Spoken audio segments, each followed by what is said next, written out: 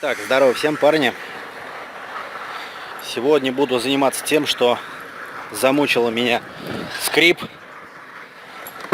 Двери я проклеил, передние, и с ТПшкой, и с пленом прошел.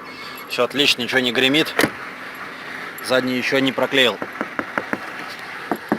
Слышим здесь как по пустой бочке. Здесь абсолютно глухой звук.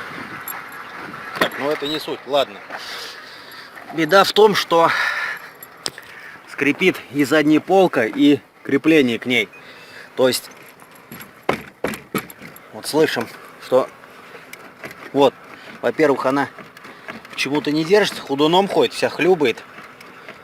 Сейчас буду все это разбирать, смотреть, проклеивать стыки,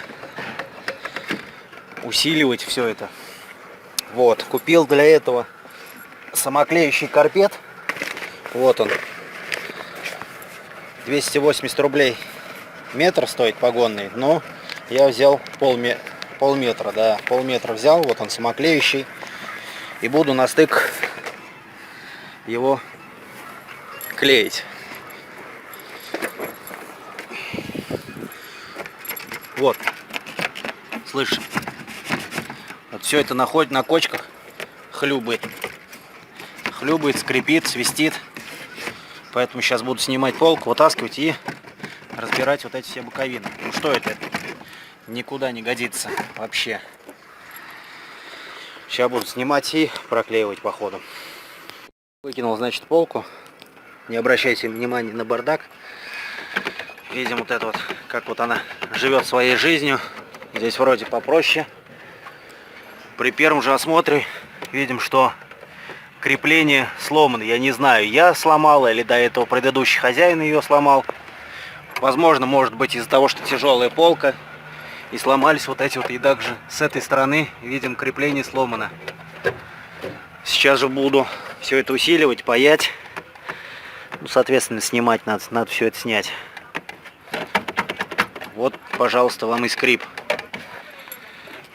Надо снимать. Так, значит, полочка вот эта боковая держится на саморезиках, на шурупах вот на таких. Раз, два, три, в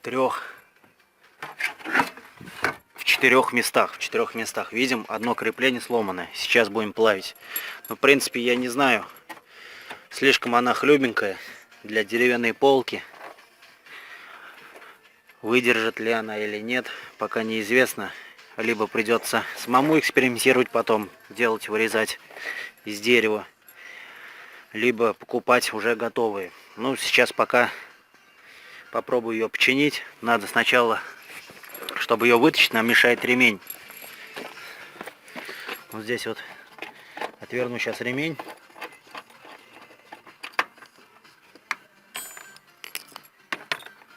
Так.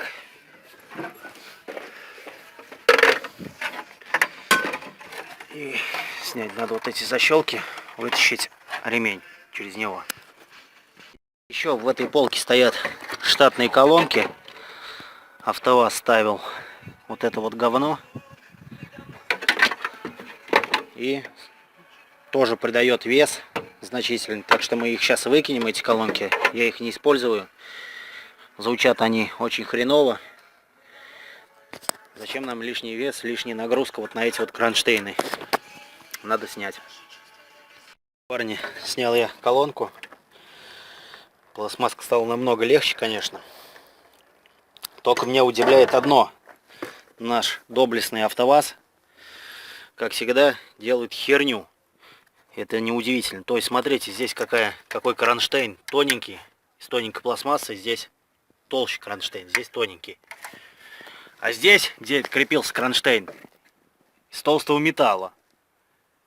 Ёпта, ну здесь нельзя было хотя бы вот такой же кронштейн потолще сделать, ё-моё. Ну что это за порнография? Вот такая штука. Я не знаю, я сейчас найду, может, какую-нибудь пластинку, прикреплю к этой части и выгну ее сюда. Этот кронштейн совсем обломаю, чтобы все это держалось. Не знаю, подумаю сейчас, что-нибудь сделаю, может. Значит, нашел я выход из положения. Как сделать здесь вот кронштейн, здесь вот крепление, который вот сломан. Вот, сначала думал, может, блин, вот эти клочочки, которые оторвались, их приклеить на клей. Потом термоклеем все это обработать. Ну, кажется, не кажется, а идея попахивает идиотизмом. Решил изготовить новый кронштейн металлический. Вот, значит, вот, изготовил я его. Взял пластинка, которая идет вот обычно на активаторах. Такая пластинка для крепления. Согнул пластинку, сделал отверстие, закрепил. Вот. Здесь пластмасса маленько наплавил для жесткости более-менее. В принципе, толщина металла вполне достаточно по сравнению с пластмассой-то. Все-таки металл и кронштейн железный. В общем, вот такой вот выход из ситуации. Сейчас на этой же боковине, на другой, на правой, такая же история. Здесь тоже сломан кронштейн. Сейчас буду тоже гнуть и делать тот же кронштейн на эту сторону. А потом все закреплю и покажу вам уже наглядно. Установил пока приблизительно полочку на 1-2 самореза, чтобы строительным карандашом отметить. Вот видим, я отметил место соприкосновения вот этой нашей боковины с обшивкой. Вот, то есть вот снять. И сейчас я отверну.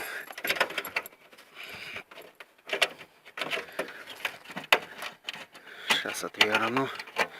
Так, отверну, вот, чтобы вытащить ее. Блин, одной рукой неудобно. Вот видим места соприкосновения, отмечены карандашом обшивки. Вот. И теперь сейчас вот эти места, вот этой полоской из самоклеющегося карпета буду обклеивать, чтобы соприкосновение не терлось, не скрипело, а было соприкосновение по мягкому. Наклеил полосочки, места соприкосновения боковины. Сейчас буду устанавливать саму боковину. Вот вроде установил боковину правую, левую еще у нас ждет. Слева здесь тоже вот наклеил полоски. Там наклеил здесь еще поддерживающая, наклеил сплен, то есть вот такой самоклеющий, изоляция. Вот, что хочу сказать. Отлично, не трясется. Боковина не трясется, не скрипит нигде. В принципе, все в отличном, достойном состоянии. Сейчас буду крепить еще вот эту боковину, последнюю. Ну вот, собственно, ребята, я установил полку, установил боковины. Теперь абсолютно ничего не скрипит, не шумит, ничего не болтыхается. Единственное, конечно, маленькая полочка слабовата, но это уже из другой серии. Я ее буду усиливать. Еще слой, наверное, такой же слой фанеры прикручу к ней снизу. Но это что-то с колонкой. Это что-то с колонкой. Сейчас надо разобраться. А здесь в данный момент уже все прилично. Ничего нигде не свистит, не скрипит. Все отлично. Так, это надо вот сюда сейчас приклеить тоже. Карпет вот этот. И обшивочку тоже, да, надо глянуть. Что-то скрипит.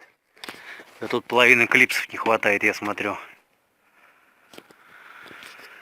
Сейчас здесь тоже разберусь. Ну, в общем, боковины теперь у нас стоят крепко и надежно. Видимо, вот кронштейны эти железные за место пластмассовых. Я думаю, что будет держаться. Ну что, на сегодня все. Кому понравилось видео, ставим лайк, подписываемся на канал. Всем огромной удачи и давайте до скорого. Всем пока.